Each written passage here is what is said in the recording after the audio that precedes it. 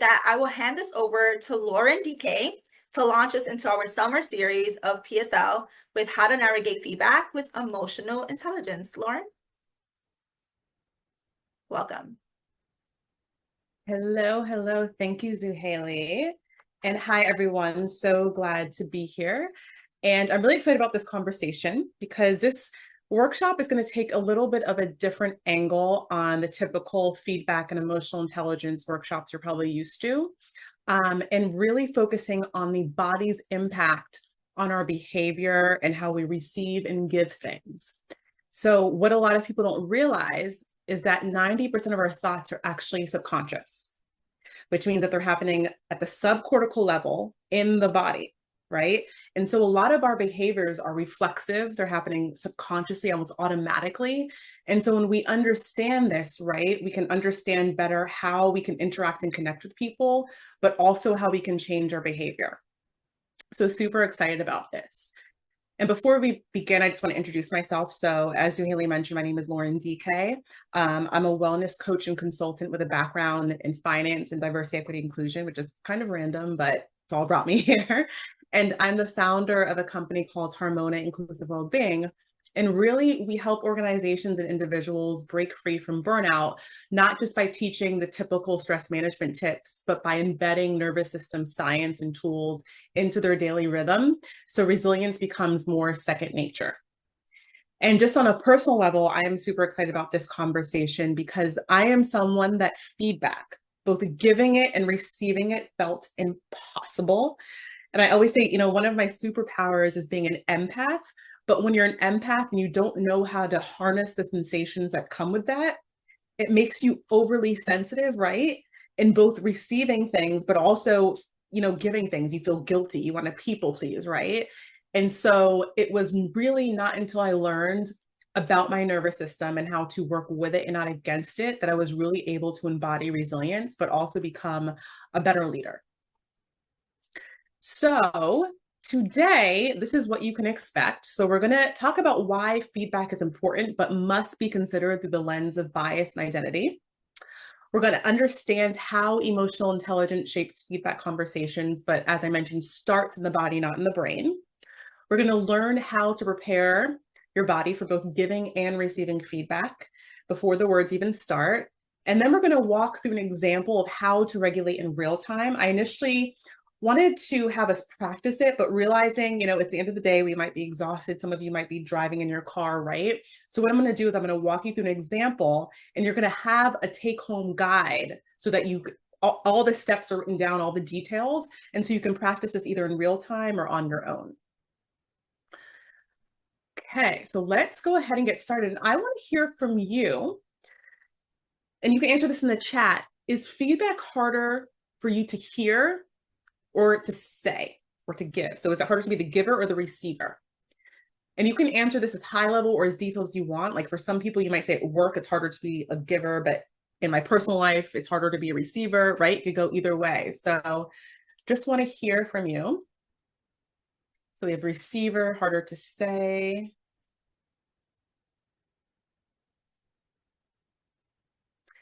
Harder to say, harder to give feedback. Okay.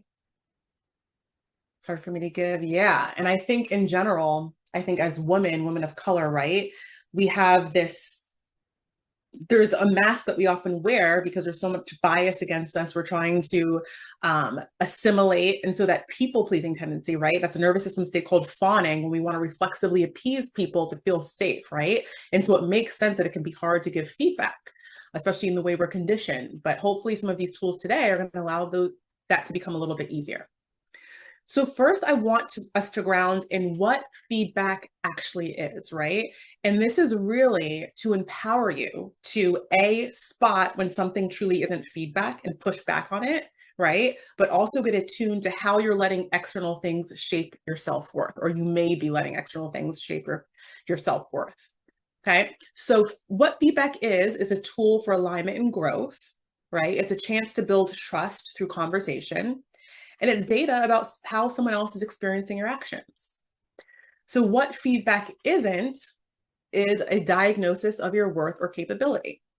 It's not always a universal truth. It's not always free from bias or cultural projection, and it isn't always delivered in a way that feels safe and clear or clear. And so I always like to state about, cultural projections, right? A common example is, this person doesn't seem assertive or confident because they're not making eye contact with me, right? In certain cultures, not making eye contact is seen as respectful, right? Or complaining that some people, aren't on time. In some cultures, time is more fluid and being an hour late to a meeting isn't a big deal. And so sometimes you're getting feedback, it's very culturally biased and not a universal truth. And so it's always important to take it with a grain of salt and also realize the context it's giving in, right? This is feedback for this workplace, but it doesn't mean it's general feedback. And so, as I mentioned, feedback isn't always fact. And when we're dealing with power dynamics, sometimes we're conditioned to just think, ooh, that person in power told me that. I must be wrong. It must be true. Let me shrink, shut down, or change, right? And so I really want you to feel empowered to know when feedback is biased versus when it's actually fact, right? And utilize your curiosity and your instinctual concerns. So whenever I have these conversations, I would say it would be irresponsible for me to just lead into, these tips without ignoring the reality, which is that for Black women and women of color, feedback can have hidden messaging related to bias like microaggressions, coded language, or tone policing, right? And so again, that's why we have to develop that skill of attunement and discernment so that we can filter it through cultural context and respond from power and not defense or collapsing. And so what we know is research shows us that Black women receive 40% less actual feedback and more personality critiques than their peers, which means it's not helpful and it's kind of just a personality dig, right? Or a character dig. And so again, I'm going to provide you with tools so you can tell the difference and really lead with that curiosity and discernment so that you can position yourself from a powerful place, but also not fall privy to people critiquing you in ways that aren't fair. And I love this quote from the book, Thanks for the Feedback. And the author says, feedback says more about the giver than the receiver. The key is knowing what to absorb, what to question, and what to release, right? Because there's going to be times when like it deserves, probing, questioning, but sometimes it's like, just release it. This person is not worth it if they want to think that it's not going to impact my career, right? And so it's really important for your own energy levels to discern between the three of those, to what to absorb, what to question, and what to release. So usually when feedback is rooted in things like vibes, tone, or personality, that often reflects unconscious bias, right? While feedback grounded in specific observable behavior gives you something real to work with. And so hopefully this slide is going to show you how to filter without freezing so you can empower yourself and not just shrink, right? And so typically feedback is biased when it feels like a personal attack, right? So if someone just says something like, you're too emotional, okay, what's the context here? When did you see it? What's the impact here? Because, right, is being too emotional bad or good, and for what context? Fair feedback, right, would sound like, in yesterday's meeting, you yelled at a team member, which impacted their safety, right? There's context, it's telling you the impact and it's giving you time, right? And even the statement alone, right, you might want to follow up and be like, okay, was it yelling? Or if a man was saying it like this, right, would you call it yelling? And there's still probably follow up, but at least it's clear and giving you something to work with, okay? Sometimes when feedback is generalized or vague, right? Again, a clue that it might be biased. So if someone's saying you always make things complicated, right? Is it really always? Again, when did you see this? How is it happening, right? Versus specific and contextual. During the team huddle, the process you shared felt unclear. Can we simplify it, right? That gives you something to work with. Okay. If feedback centers the giver's discomfort or bias, like just saying something like you're intimidating, right? That's an opinion that could be due to their trauma and life experiences, versus it centers shared goals and growth. So let's collaborate on ways to make your message land more effectively, right? There should be some effort for growth and not just critique within the feedback. And then lastly, using identity coded language. So aggressive to quiet, not assertive enough, right? Those on their its own are not necessarily good or bad, right? Some of the best leaders in the world are quiet people or let other people speak first. But if there's an impact related, that is more clear. So there was a pause in communication that led to missed follow-up. Let's unpack that together, right? And so really you want to note the difference between when feedback is biased versus fair. And now that you know what fair looks like, if someone's giving you biased feedback, you can coach them to the fair, right? Like I'm going to need observable behaviors, right? I need more context. So you can kind of coach people towards that. Okay, so how to coach, right? How to respond to this biased feedback when you get it, right? Because sometimes it can feel polarizing. You feel like you're like stunned, you don't know what to do. Hopefully, this is going to empower you to have a little toolbox. So when you encounter biased feedback, you know how to respond. And so, really clarifying with curiosity is super important. So simply saying something like, can you help me understand what specific behavior you're referring to, right? This holds the giver accountable, and it also empowers you to know that like you should just take something at face value. You can redirect to a behavior, not identity. So saying something like, I'd really appreciate if you can focus on the impact of my actions rather than personality traits. That helps me improve in a tangible way. Again, holding them accountable in a really nice way, but also standing up for yourself and also knowing what action to take. You can invite dialogue, but not through judgment, right? So I hear that this impacted you. I'd love to have a conversation so I can understand and also share where I was coming from, right? And sometimes when you do this enough, it leads to those deeper conversations. So if someone's calling you aggressive, right, you can say, hey, like, I know this might appear aggressive, but as a woman of color, I sometimes feel unseen. I sometimes am overlooked. So when I'm coming to meetings, I'm trying to assert myself so that I can actually be seen and respected. So if this seems aggressive to you, I can roll back a little bit, but I want you to understand where I'm coming from, right?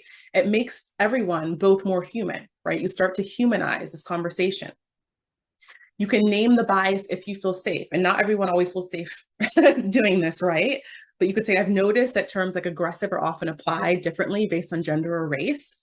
Can we look at the specific actions or outcomes instead, right? Maybe you don't even say gender or race, right? Maybe you say, I noticed you're calling me aggressive, but when Joe speaks the same way, it's not aggressive, right? I'd love to look at specific actions and outcomes instead because I'm not seeing the difference, right? Again, holding them accountable.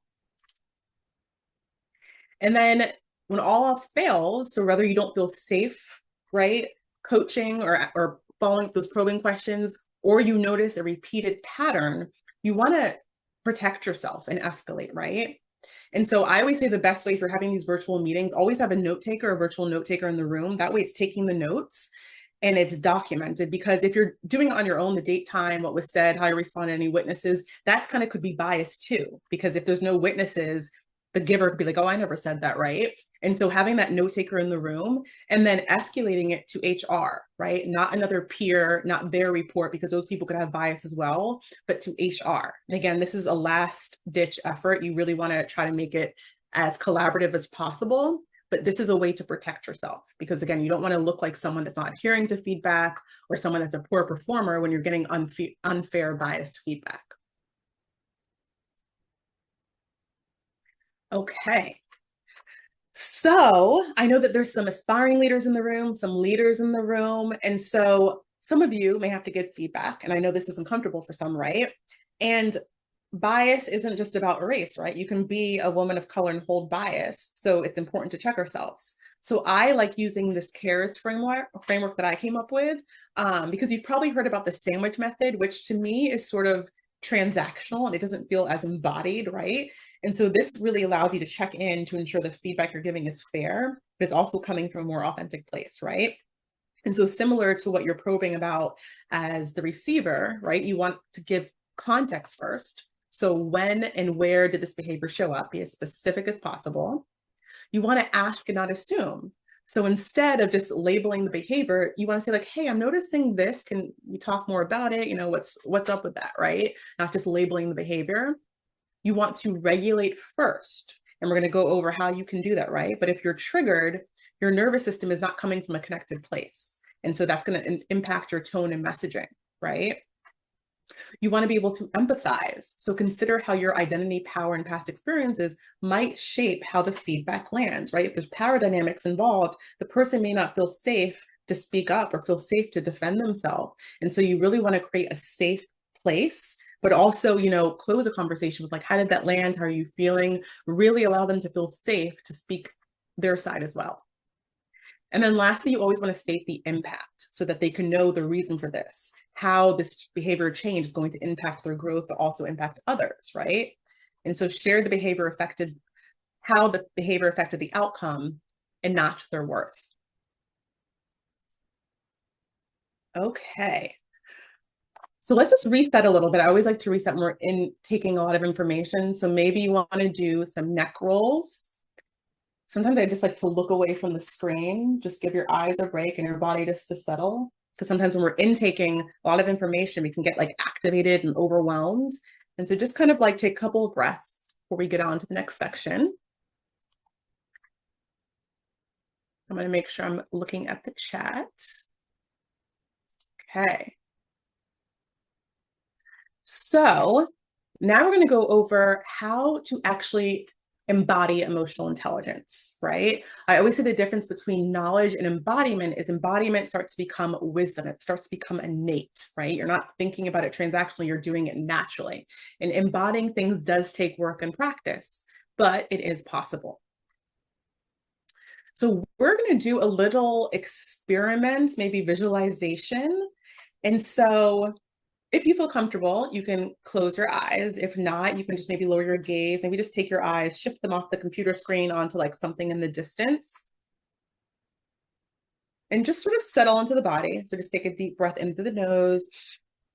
Feel the air go up your nose, down the back of your throat, and then exhale out of your mouth like you're breathing out of a straw. And just see if you can just drop a little bit more into your body. Just release any tension in the shoulders.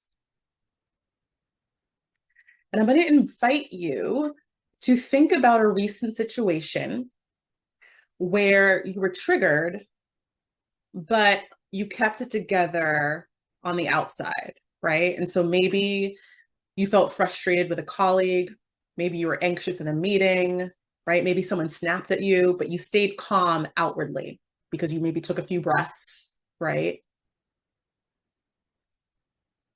Just pinpoint that moment.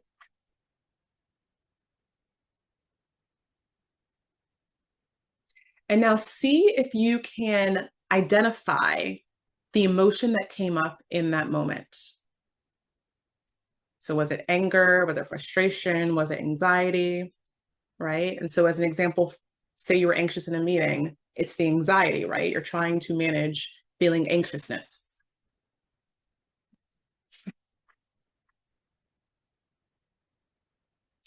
And once you have that, now see if you can ask yourself if that emotion had a layer beneath it, right?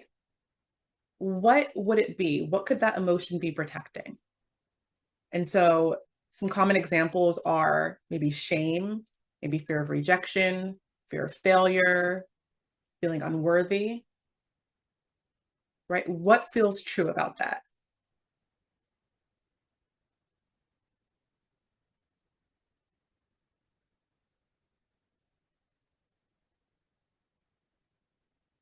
Okay.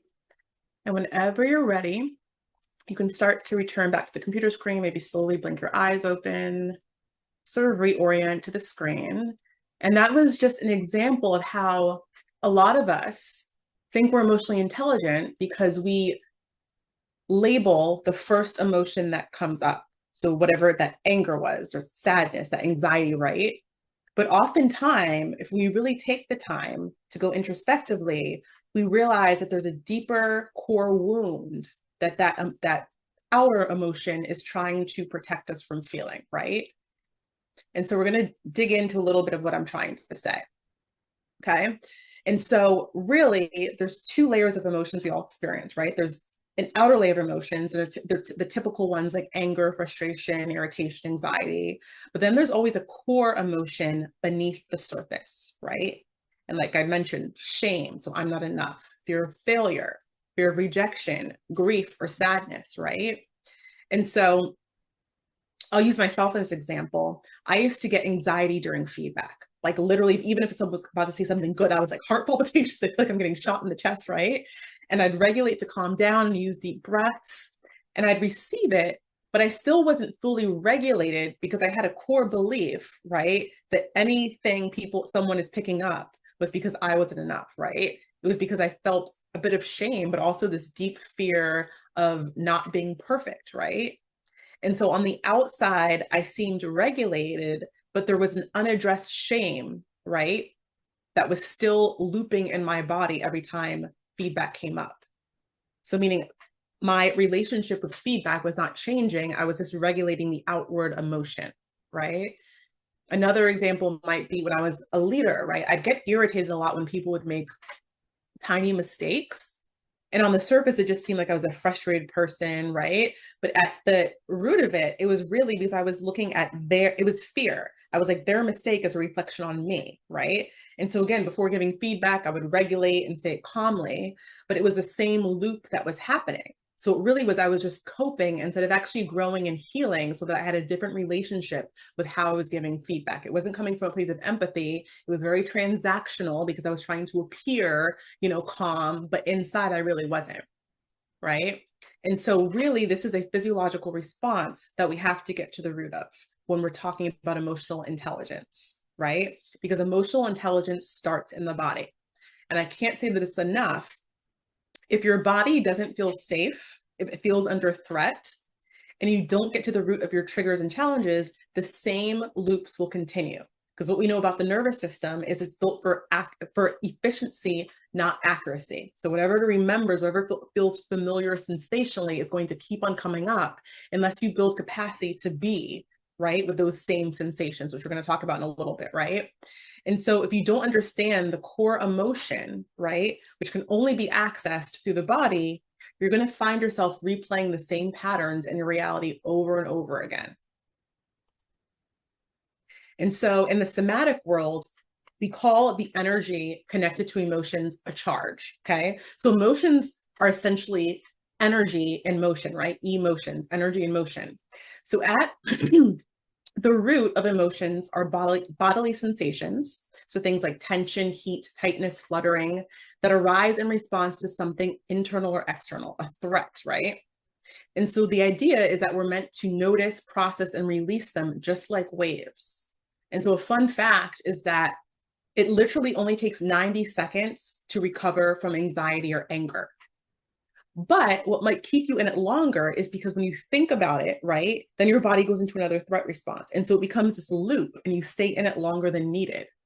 When in reality, if you can just go inward, give the emotions space to metabolize, then they can be done with quickly, right? But a lot of us are so cerebral, we're so in our heads that we keep on looping and we stay in these emotions for longer, okay?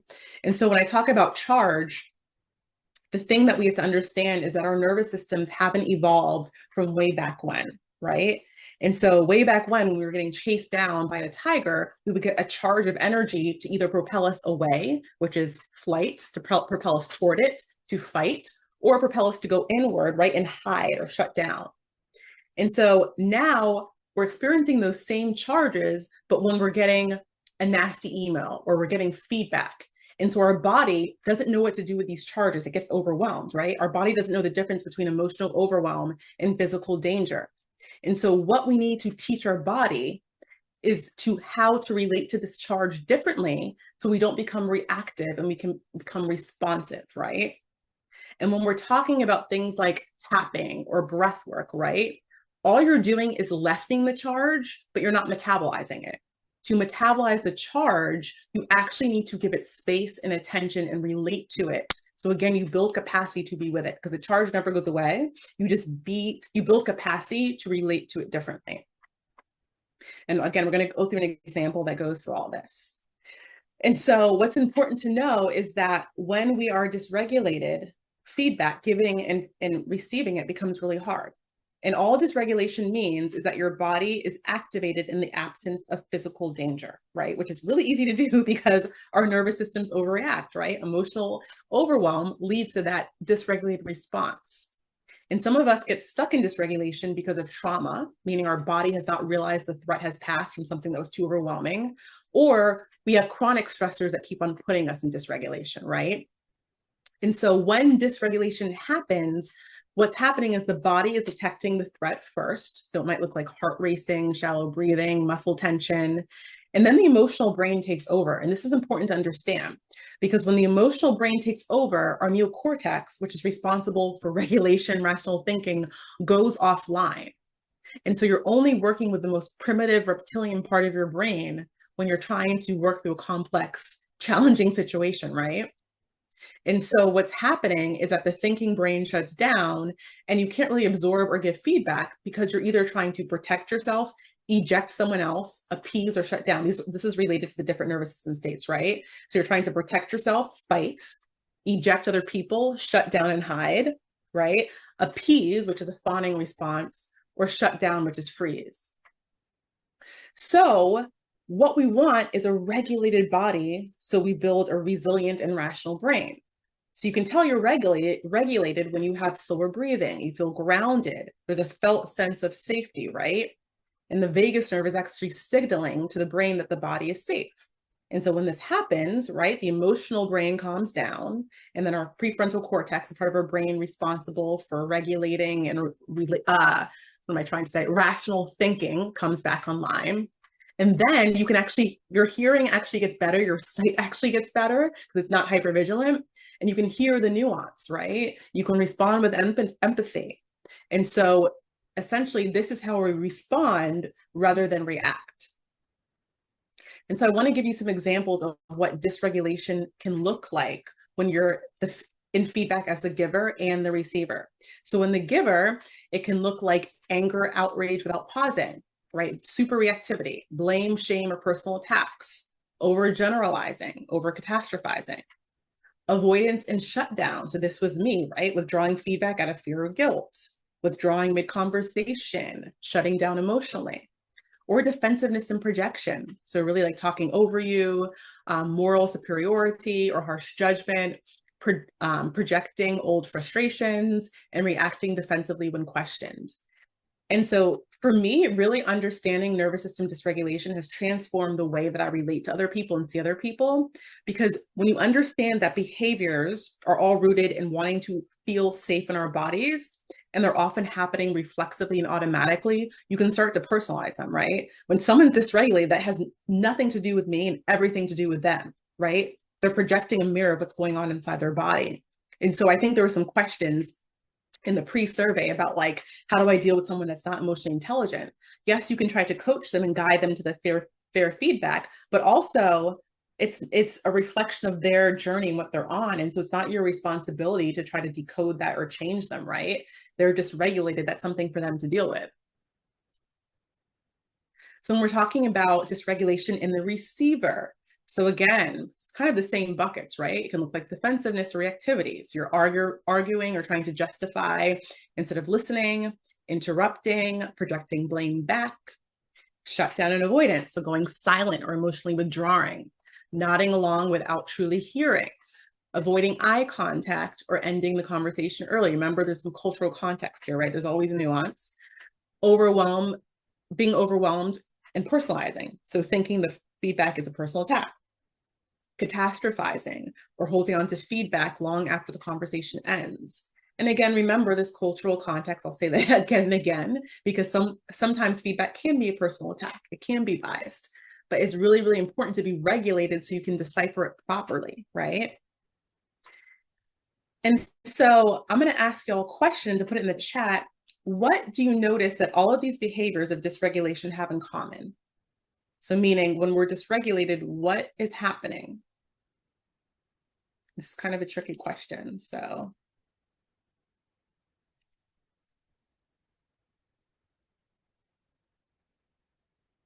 I'm just going to give it a couple seconds because I want to make sure we're following time.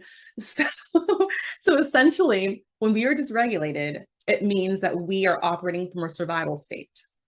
When we are in a survival state, our social engagement system that's responsible for us to safely connect with others turns off, which means when people are dysregulated, they cannot safely connect with others, which means trying, right, to give or receive feedback when you're dysregulated is ineffective. It's not productive.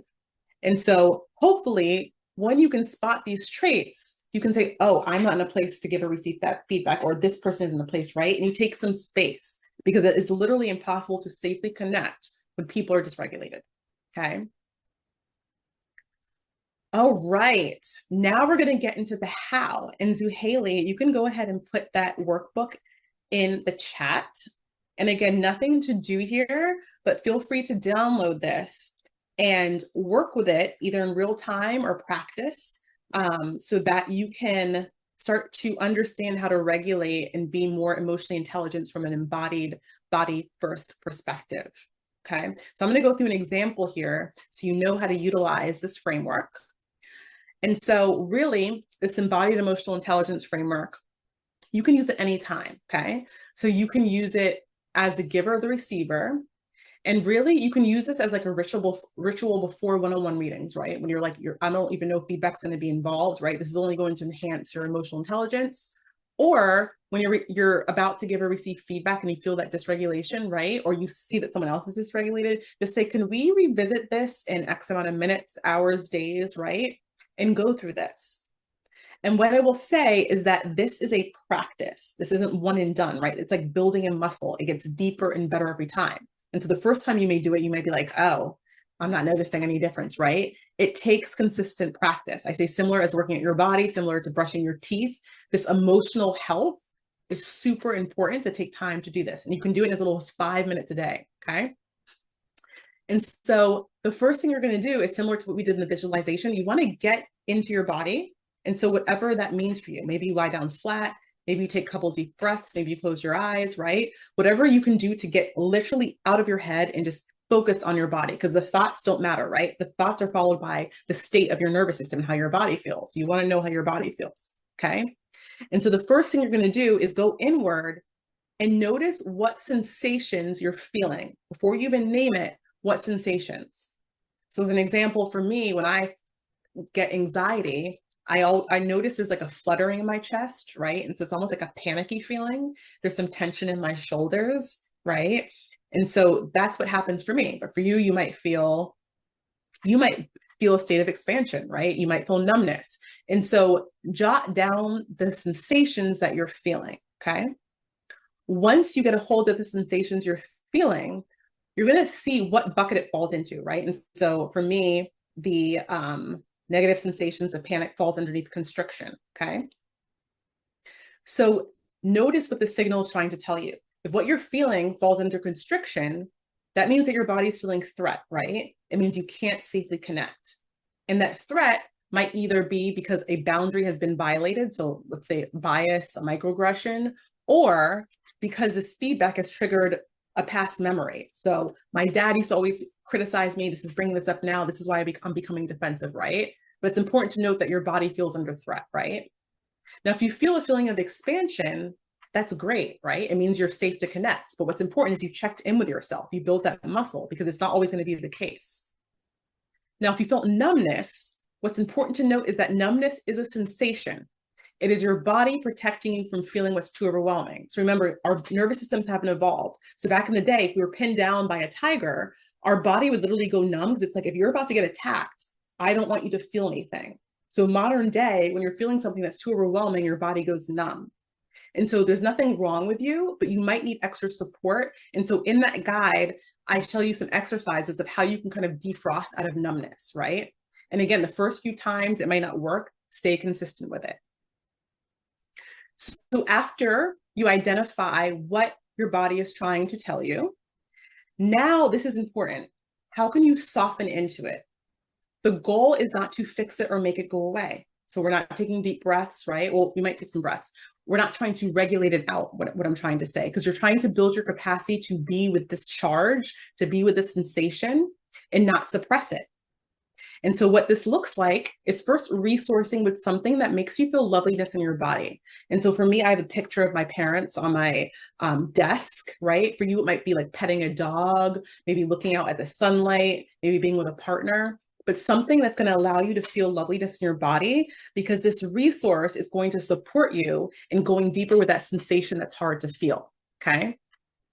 Then all you're literally going to do is just give that sensation some space. So you can do it through posture. Literally, sometimes I just like open up my chest when I have like an uncomfortable feeling in my chest.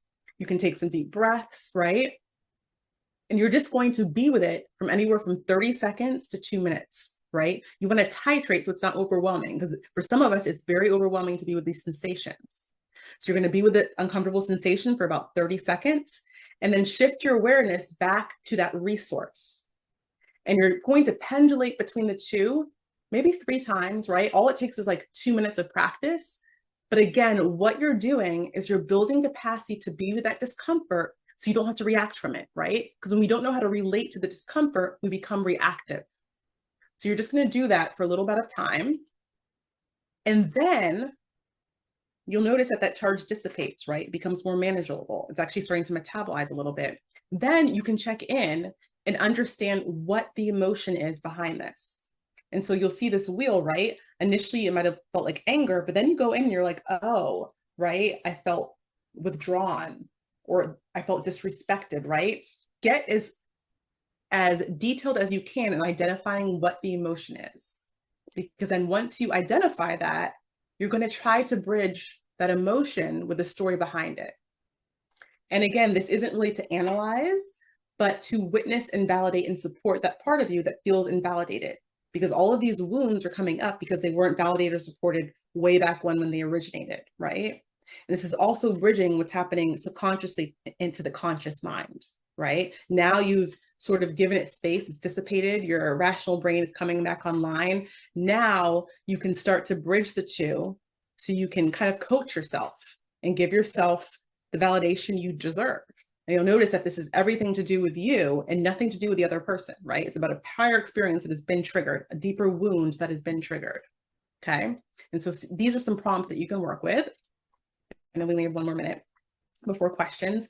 The last part of this is just track what's still lingering. So after you do that process, do you still feel a little fluttery? Do you still feel shut down? Then you can start to utilize movement, even journaling, maybe connect with something, either a higher source. You can connect to nature, connect with a pet, a friend, right? Just make your body feel some loveliness again, to sort of to reaffirm it, but just seal in everything that's been done.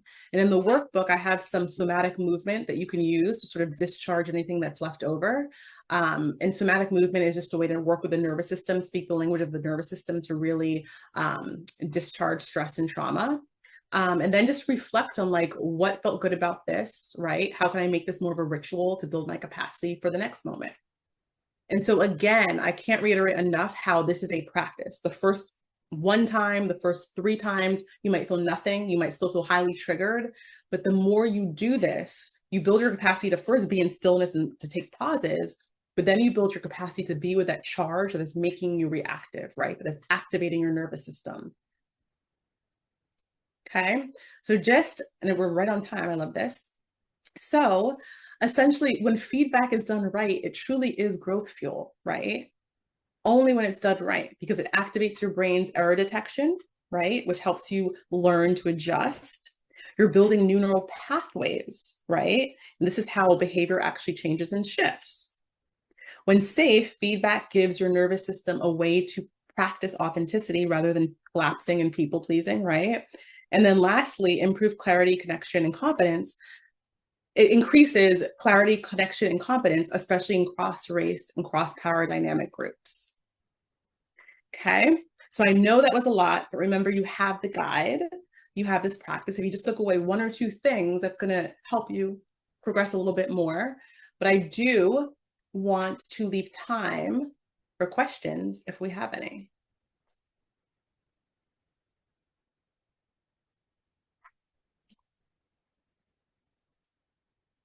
Thank you so much, Lauren. I actually have some questions that people submitted prior to the event.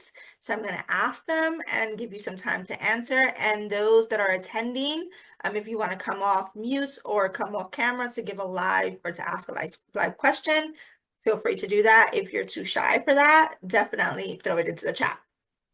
So one of the questions that was asked, Lauren, was how can you effectively communicate with an individual that lacks emotional intelligence?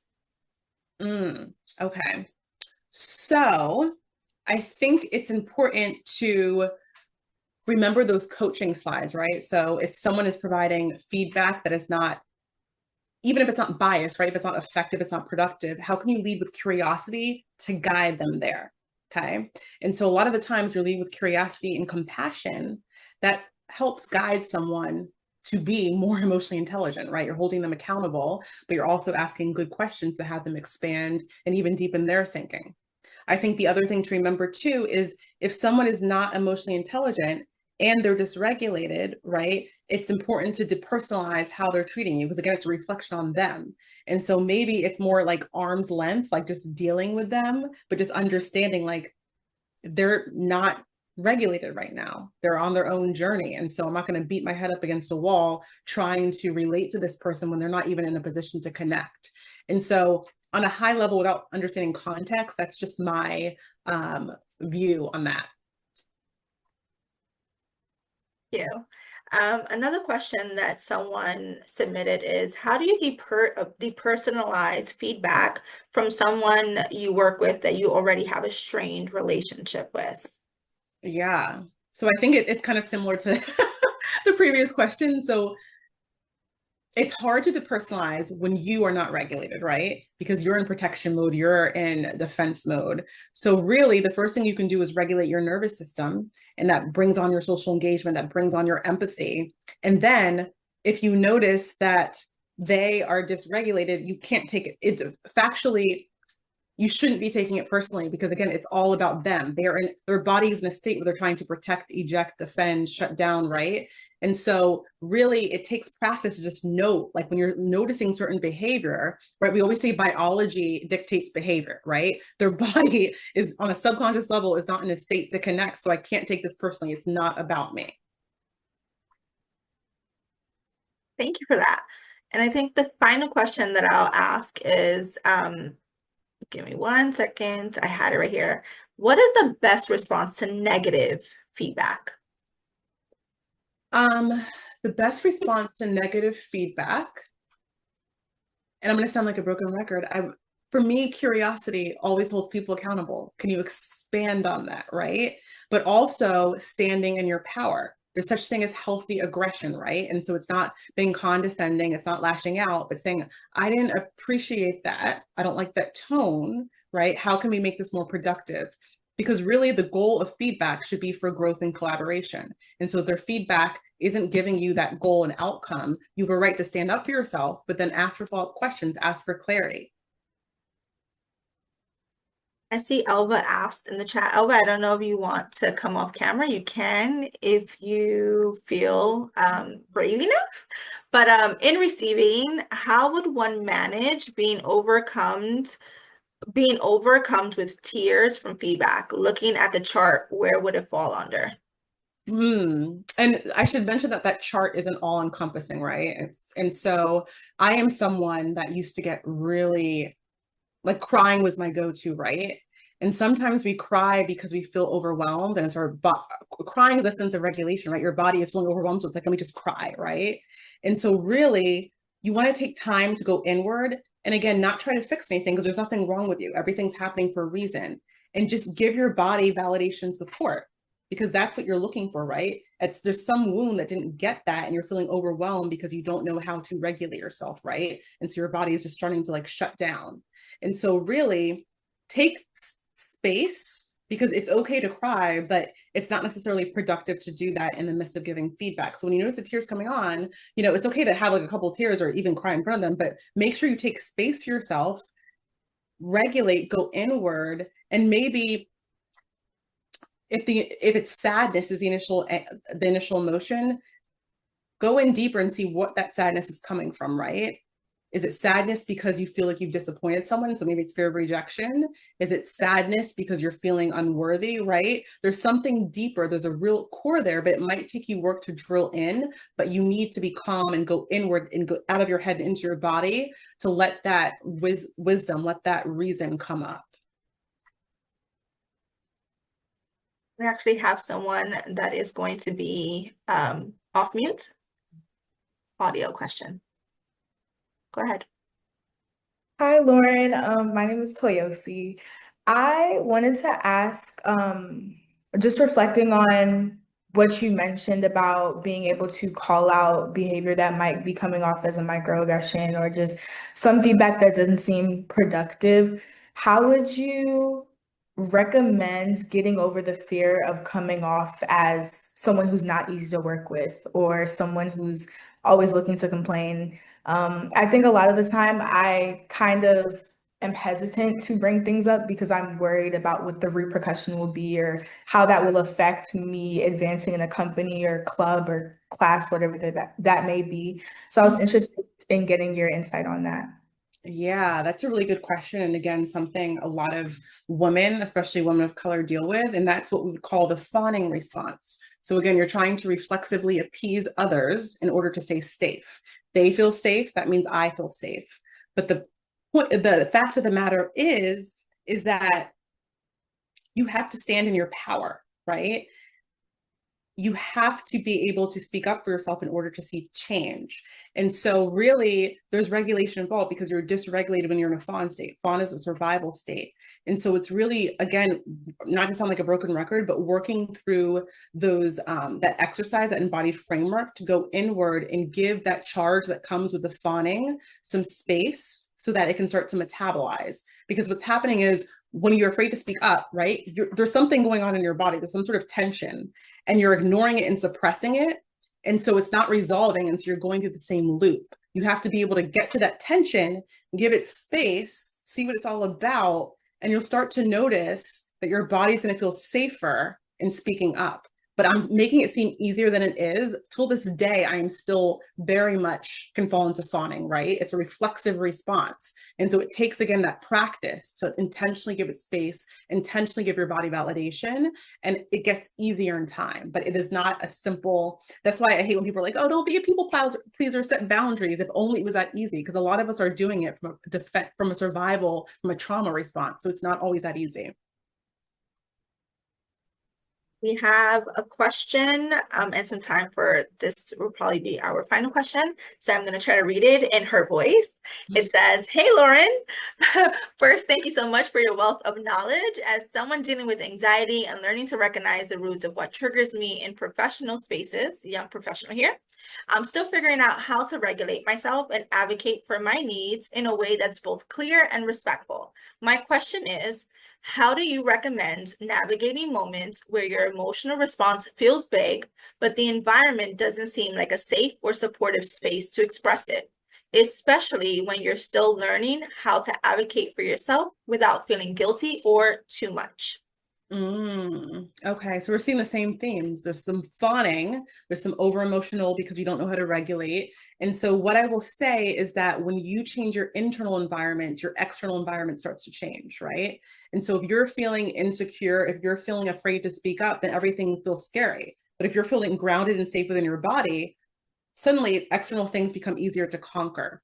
And so that emotional regulation piece, that embodied emotional intelligence framework that we went through, again, is going to be important for you because it's like building a muscle. It's not going to happen overnight. I wish I could give you an answer like, just do this and everything's going to feel better, right? It's self-work. It's like working out your physical muscles. You have to work out the muscles of regulation. And so keep on trying to regulate yourself, and the goal is to feel safe in your body. When you feel calm, grounded, regulated, when you're not worrying about external things, what are they thinking? It doesn't matter because you're feeling grounded and safe, whatever happens, right? As children, we depend on adults for our safety, but as adults, we provide ourselves with safety. So if someone judges you, okay, I'm still safe. What's going to happen? I'm not going to die, right? I can take care of myself. And so really when you get to that point when external things don't shake your safety, that is when your external environment starts to change organically. It's never going to be perfect, right? We're dealing with systems, we're dealing with oppression, but being able to navigate it and have self-safety, knowing I'm going to be safe no matter what, that's the goal. That's amazing. Thank you so much, Lauren, for all of this. I will say, for me, I learned a lot. I'm going to download the workbook myself. One thing that you said that really just stuck to me is coping versus growing and healing. Mm, Because I have worked in the last 2 years on learning how to regulate my emotions. And I think that just puts something in perspective to me. Like, am I just coping or am I actually growing and healing? So for those of you, the link was in the chat. You will also receive the workbook afterwards when we send out that thank you email. Don't leave yet. I just want to make sure that I share my screen. We want to kind of get everything, the survey and so forth. So do not